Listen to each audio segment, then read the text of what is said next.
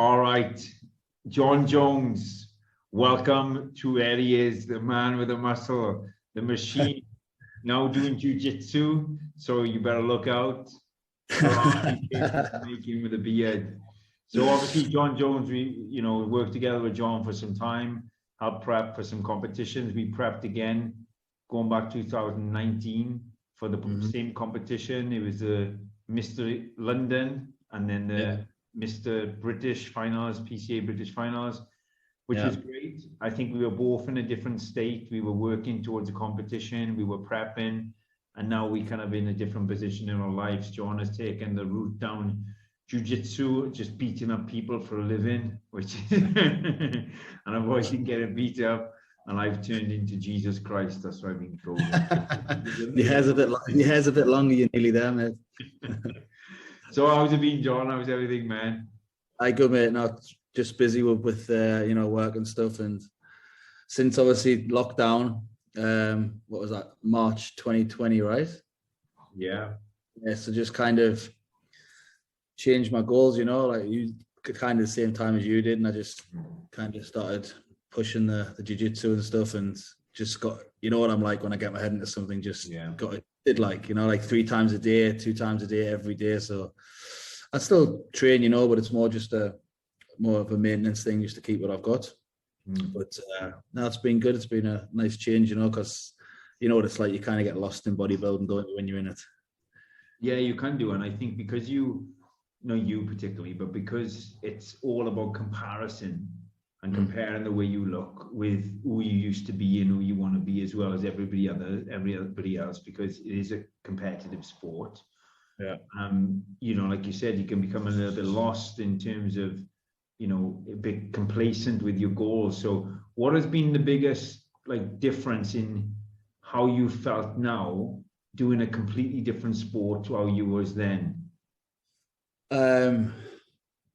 It's probably the freedom to do things. Like, as much as I'm not eating as regimental as I was, but when you're bodybuilding, I think you kind of prioritize your day around going to the gym. Like when I was at work and stuff, I was looking, thinking, oh God, I need to finish work to get to the gym. Now it's like, oh, if I don't make it today, I'll just train tomorrow. It's that kind of attitude.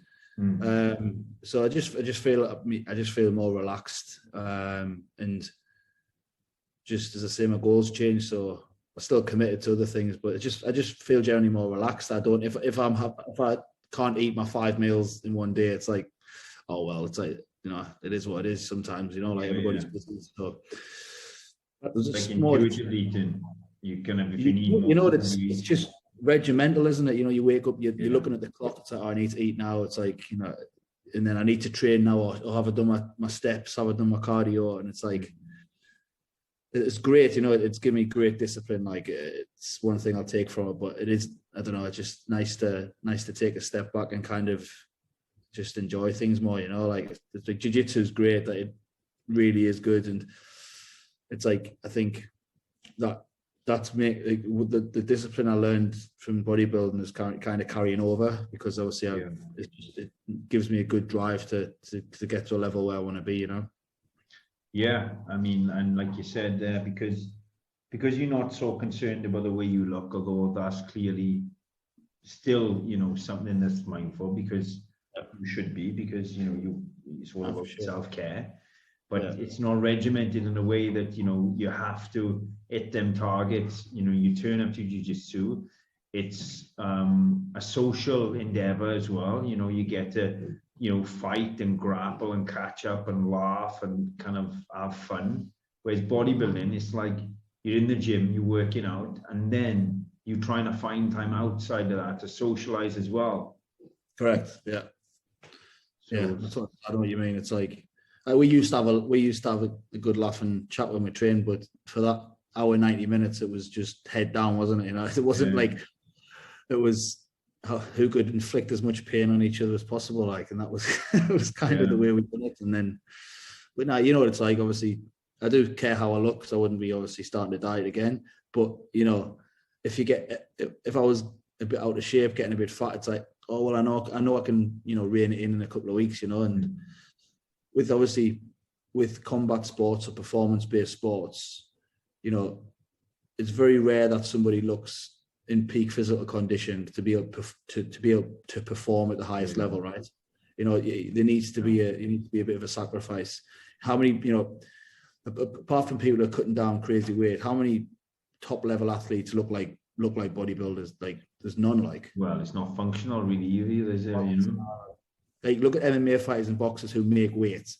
Yeah, they're lean, but they don't look like, you know, like models, do they? You know, and that's the way it is, you know, and that's the kind of attitude I still kind of have, you know, like, but it's just, I just obviously, because I've got a broken rib at the minute, so I just want to try and, you know, use time over the next few weeks to get in shape for a holiday, you know, so.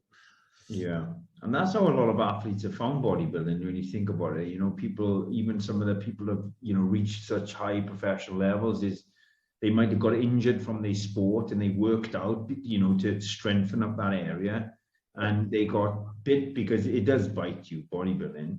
And what I want to know from you is, obviously, you know, the way we train, you know, very aggressive, very powerful, and you push your body. Now, obviously, martial arts, it's all about, you know, calmness, right? I mean, you can't go in like a raging bull, otherwise it's going to affect you. So how have you found that transition in controlling the mind and, you know, utilizing your energy rather than your aggression? Honestly, I think with just good coaching, the guys who've coached us, like when I first started jiu-jitsu, it was just about like, okay, I'm bigger than everybody, I'm just going to try and overpower them. But it gets to a point where technique prevails over everything, you know. Yeah. You can only be as strong as somebody else who's at your level. You know, once you find somebody who's better than you, strength doesn't really mean much. Like I was rolling with guys who were 65, 70 kg, even 55 kg, and they were smashing me, you know. And it's like, so, you know, what kind of happened to me is the professor down there and one of the coaches who I'm quite good friends with, they basically said to me, stop using power, stop using strength. So literally every technique or drill, or every time I fought, I would use strength. Like, stop, do it again, less strength. Yeah, and it's difficult to do, right? Because it's an habit that's been built. Very difficult, but it's like I actually found that I pulled back so much that I was not using any strength and power at all. So I was kind of just relying on technique, and I was fighting like somebody who wasn't 110 kilograms, you know. And then the coach was having to say to us, use what you've got, you know. Now it's time to use your power and strength. So it was kind of pulling back and then going forward again, and it was actually it actually really hard to kind of get that balance. And obviously now I'm not to that level where I've got it perfected, but it gets better every week, you know. Like, it was actually really hard to do that. But obviously every week you kind of learn how to use your weight with technique. So it was probably one of the hardest things, because the thing, like, obviously Ash and Mark and the guys now, they're obviously about a year behind me, and they're still in that phase where they're still trying to use power, but like obviously now they're kind of stepping back to use technique. And it's actually interesting to watch, because I was like, oh, you know, I was there, you know. Yeah, it's different. It's difficult, right? Because like I said, I've had to do the same in different sports. Like when I used to rock climb and so forth, I was just be able to pull myself up. And I've seen it with many guys. There's one guy in particular who was one of my coaches now, Joe Davis.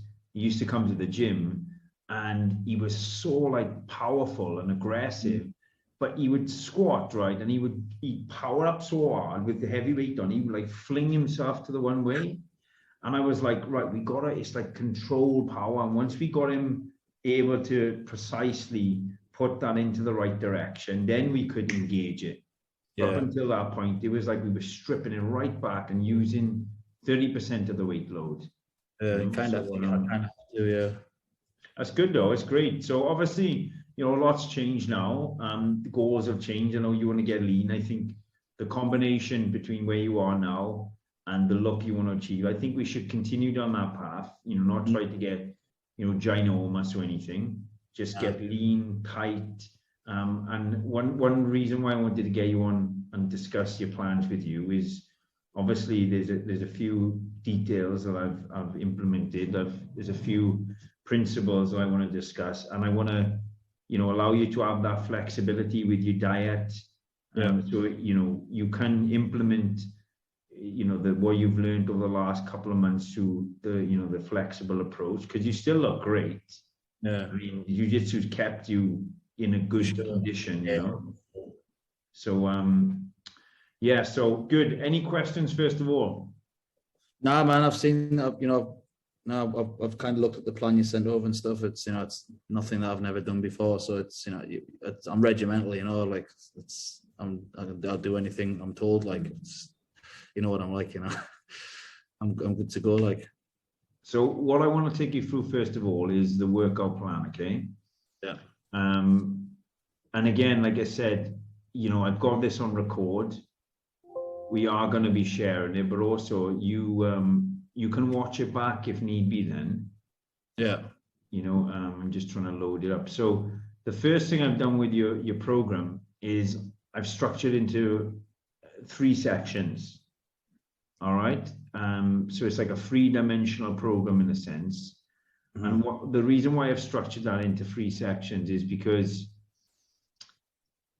well, I want to target all different fiber types. Okay, so we got the fast twitch fibers. We maintain the strength that you built, which is what's going to keep the workouts or the muscle density, because it's functional.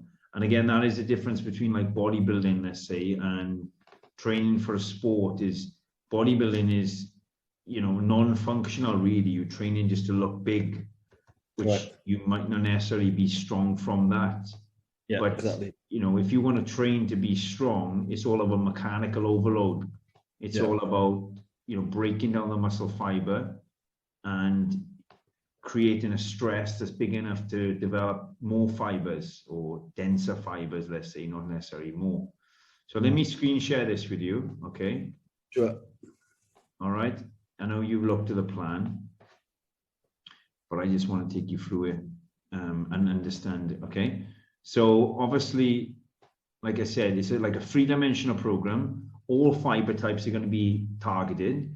Now it's a 6-day program. I know you mentioned in the questionnaire that you can do 5 days. So my advice should be is, either do 6 days. Sure. Okay. Or you can, do 5 and just pick up the program where you left off. Yeah. You've got 2 options. You can either, because there's a double leg day, you can either do legs once a week, and the opposite of the alternative week, you can do the other leg program. Yeah. Or you can do the 5 days, you take the 1 day off, and then you take the 1 day off. You can see my screen, right? Yes, I can see it, yeah. Yeah, you take the 1 day off, and then you just pick it up where you left off, okay? So the principle of the program is pretty much the same. The first 2 movements, we're going to be focused on mechanical overload, okay? So we're going to go heavy, all right? We're going to build the weight up as normal. Make sure you're warm. So make sure the rotatory cuff muscles are warm, the knees are warm, the hips are warm. Spend around 5 minutes doing some dynamic movements. So, doing some functional type stuff to get the body warm. And then build the weight up. So ideally, the last exercise is the heaviest, okay? And you're going heavy, so the reps are low, 8 repetitions, okay? Yeah. The following week, just try to either match the same weight or lift a little bit more on the first 2 exercises, okay? And what this is going to do is going to stimulate the mechanical overload, hypertrophy style. We're going to break down the fibers. The next 2 movements in the lift, and this is across all body parts, we focus on metabolic stress. So we incorporate in a technique, isometric holds, drop sets, rest pauses, anything we can that comes after the set that breaks the muscle to further. So example, dumbbell chest press, you build the weight up, you do 1 set of 8, really heavy, you move on. Incline Smith machine, you do the same. The last set is heavy, you move on. The cable incline flies then, obviously what you're going to be doing is you're going to go to failure, and then at the top of the rep you're going to squeeze and squeeze and squeeze and squeeze and then hold, and then you're going to squeeze and squeeze and squeeze and then hold, and you're going to do this until you can't hold it no more, and then a drop set. Okay. What this will do on the second exercise, and the second principle, so it's like the third and fourth exercise of every program workout, it's going to create so much stress on the muscle and lactic acid.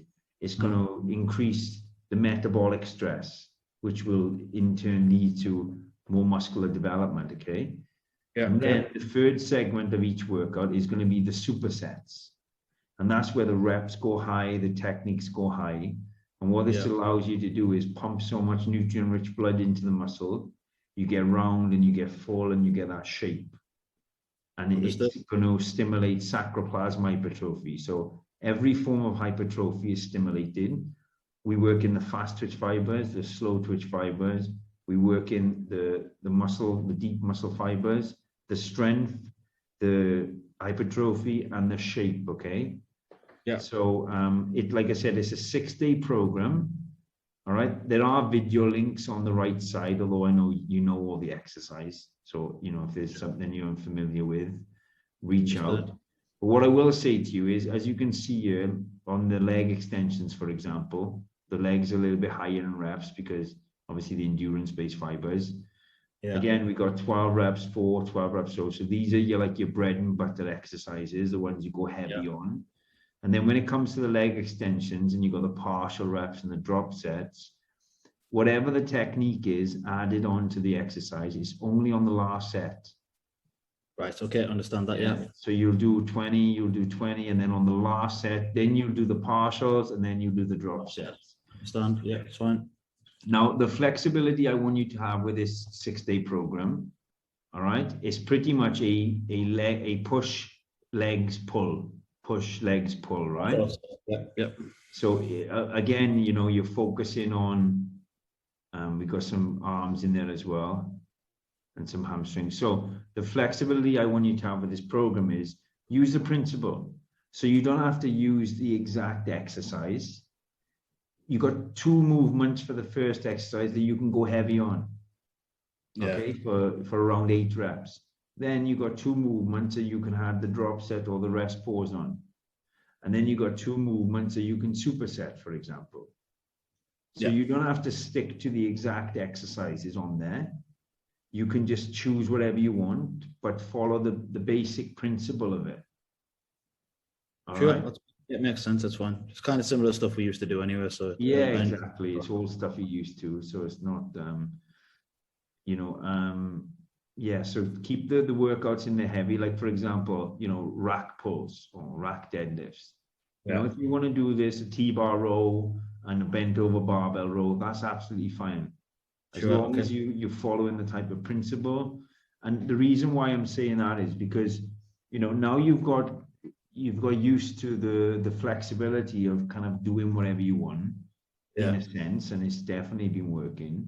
There's no point putting you into a box, like follow the program to the T, but also, why not go into the gym and think, do you know what, today I fancy doing that, but I'm just going to I know what you mean. Yeah, it's good. It's good that way. Sometimes sometimes a machine doesn't really want to be working with you one day. So it's good to change it up, I think. And what I found as well, John, I don't know if you found the same, is because I've been so busy with my just everything really. I've had so much going on. The workout for me has been the one time of the day that I could just focus on myself pretty much. In the morning whenever I work out. So whenever I'm following a restricted plan for the workout, I do it for 2 weeks. And then, do you know what? I feel like I'm going against it or I'm doing something different. And it's not because I can't follow a plan. It's because every other section of my day is so regimented. When I go into the gym, I like the freedom to, what, I want to do that movement or I fancy doing that movement. So I agree with probably the same thing, Yeah, it's just like if I go in somebody's like, oh, do you want a deadlift today? I'm like, yeah, let's do it, I love that. Do you fancy doing a hack squat or front squat, whatever, Yeah, it's cool. It's kind of similar movement anyway, so. So the diet's pretty much the same, right? I worked the diet out. The calories are around 2,750, look, thereabouts. Now that's pretty low for you. Yeah. Because, you've got a good metabolism. We worked together before. It is quite low. So, you know, when you add the sauces and whatever else you add, that'll be fine because, you know, we can get away with it at this point. I went no sauces the last couple of days, just dry. Yeah, no, that'll be fine. And what I've done, look, is I based it around you training in the morning because I know you're doing jiu-jitsu at night. So you wake up, you work out fasted. You know, you have the protein and the high carbs, the fats are relatively low, whatever's in obviously the Weetabix and so forth. And then you have this straight away after training. It's an easy digestible meal, and you can go off with your day. Obviously, you know, the timings I haven't put down because it's not important. You fit it in however it goes.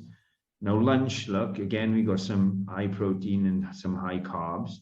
You can have the flexibility here as well. You can, you know, have potatoes instead of rice. You can have salad instead of veg. You can have fish instead of chicken. That's not a problem. You know, lunch the food that's on there is, you know, perfect. It's a nice variant. You know, it's salmon and then the chicken. It's fine. You know, it's easy for me because it's, you know, there's only after I have the breakfast, there's only really two cooked meals. The rest, you know, like it's easy for me, like especially with work. If I have to have a meal 4 on the way back in the car, it's easy to have. Well, I know you said you was having a protein bar here as well. So look, if the macros fit as well, that's not a problem. You know, I mean, Christian, I was just eating the protein bar because I've been lazy, like. But I mean, look, you know, the reason I put that in there as well is just because it's, like I said, it's a convenient thing to have. So, you know, protein bar is around 30 grams of carbs and probably around 11 grams of fat and probably like 20 grams of protein. So some days, if you wanted to have like 1 scoop of whey, and that would be absolutely fine.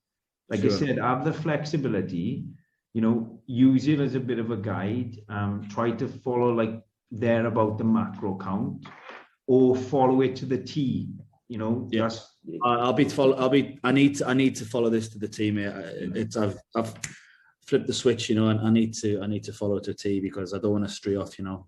And it's the same look with the dinner. So you can have the steak, you can have the potato, you don't have to you know, stick to that. And that's probably the only thing I might change is maybe on a night when I have the salmon, I'll probably have steak instead, just get the quantities right, you know. That's probably the only thing I change though. So I haven't put any BCA powders or glutamine or anything in there, but you can add that if you want. It's not necessary, but make sure you're hydrated well. So if you are gonna, you know, drink the BCAs, make sure it has some electrolytes. Sure. Sip on that for the workout. I have put some omega-3, look, vitamin C, multivitamin, and turmeric. Turmeric's going to be great because it's it's great for anti-inflammation.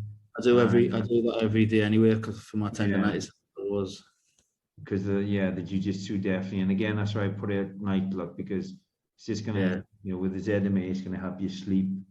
Yeah, I've got all that anyway. Actually, I had in the cupboard. I didn't have to go and buy anything, you know. I had it already, so.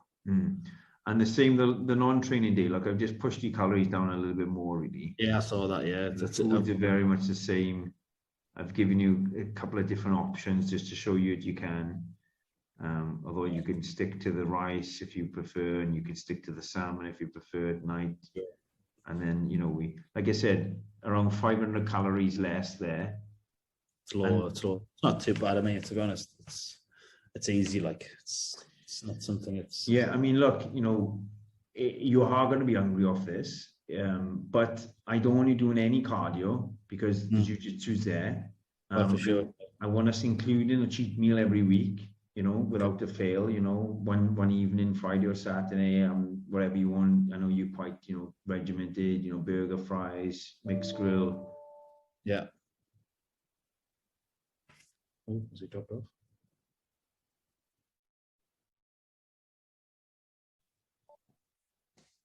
Are we back? Are we back? Yes, we back live.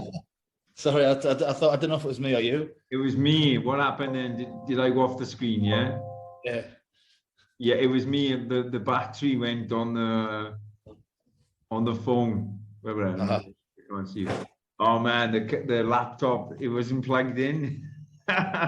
So I was like, oh no, it's gone. Anyway, so yeah, the food, like I said, you know, the cheat meal included cheat meal once a week, and you will be hungry, but that'll be fine because, you know, it'll chip you there. I don't think we'll have to do a lot, to be honest.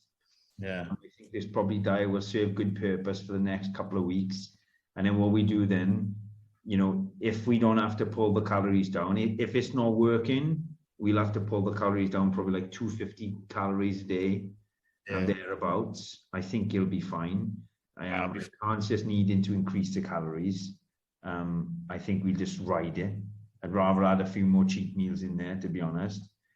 Christian, this is easy, man, compared to what we used to do. It's easy work, this. Yeah, I know that. I'm not doubting your capabilities. I just know your metabolism's on fire. But what we probably do is, you know, the next thing we do with the plan is go into carb cycling and look.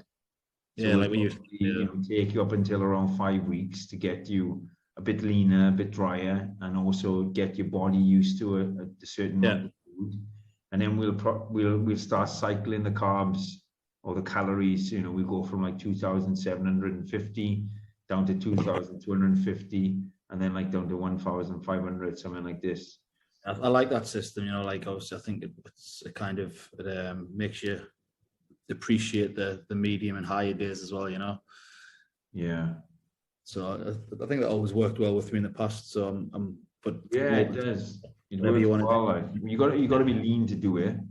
Yeah, you know? For sure. Some people, they do it to start, and it's like, no, you're not going to notice. And some people, they don't cycle enough. Like the calories will be like 200 calories difference. It's like, that's not even going to be felt. I know. It's like, I mean, what we used to do was, you know, obviously when we used to go, like, say for example, 2,500, then 2,000, then 1,500. That used to get me lean so quick, man. Like, so obviously you're just creating a bigger deficit throughout the week, right? Yeah. It used to work because obviously one day you have like a high day, and then you can get through 2 low days, you know. Then you're like, oh, I've got a medium day. Then you can get through another 2 low days. Yeah. By the time you've done it, you're another week later, you've lost 3.5 pounds. You're like, oh Christ, I look a hell of a lot better. Like, and it does. It's scientific. It's proven that, you know, let's say you're on 2,500 calories all week, or 2,000, say, and you know you can lose a certain amount of body fat. But if you pull like 2 days down to say 1,000, and one day you push up to 4,000, what you're doing, look, is you're tricking the brain. So the brain thinks you're in starvation mode. So, you know, and just before it starts breaking down tissue, you're pushing the food back in, which is increasing, you know, muscle glycogen storage. And then the brain thinks you got too much, and it starts to push it out, and then you pull it down. And it's a great way to maintain muscle mass and strip away body fat. For sure. I like that system. Very good. All right, man. So look, let's do this, right? You start the plan now. Give it up until next weekend, all right? So ride this week through. Yeah, I was going to updated. Yeah, but I don't want to see, for the first like 5 to 6 weeks, the pictures I want off you, I want every other week. All right. Okay. So I want an update. I want like the weight and, you know, how you get on. But the reason being is I want to give it long enough for me to see an impact as well. Sure. Then I go, okay, where are we going? So it's more about the feedback it is from the next couple of weeks. You know, how's the workouts? How do you feel? How's the energy? You know, how's the cravings, if any? And then we can guide from that. And once you get to around, you know, 6 weeks from where you go, which I Ibiza, man, it's like I dropped in with the wife. I was like, oh, John's got my Ibiza. I might go. And she said, no, you're not. And I said, oh, if I want to go, I'll go. And she said, no, you're not. So I'm trying to get away. I think it's a business trip. I think, I'm sure. Business trip. We've got to go and new clients. Why are you getting in shape for a business trip? All right, man. Boom. Let's connect then, yeah? Okay, keep me updated, man. Thank you, man. And see you soon. All right, good. So a couple more weeks now, we get John back on. I'm going to see where he's at. He show us a bit more on the front of a bicep, but not from behind, because, you know, he likes to, but we don't like to see. Thanks again, man. I'll see you soon. Yeah. Take care, buddy. Bye. Bye.